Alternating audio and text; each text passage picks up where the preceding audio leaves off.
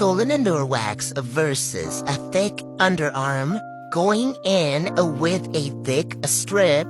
Just a reminder to not let this wax sit for too long, as it is ready in seconds, y'all. Of course, following the direction of her hair growth, and here we're gonna remove the first strip. Look at that. The bulk of the hairs were gone, and here we are gonna come in with the second strip, direction facing downward. Apply lots of pressure, and we're gonna take a look. You guys, I'm still shocked on how good that first strip was.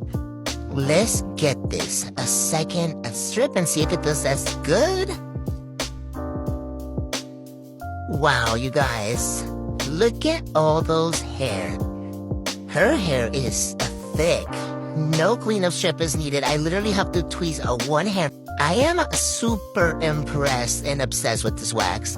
This wax is just doing it for me. Come back tomorrow for another tutorial with a thin underarms using this wax. Let me know if you like these type of videos.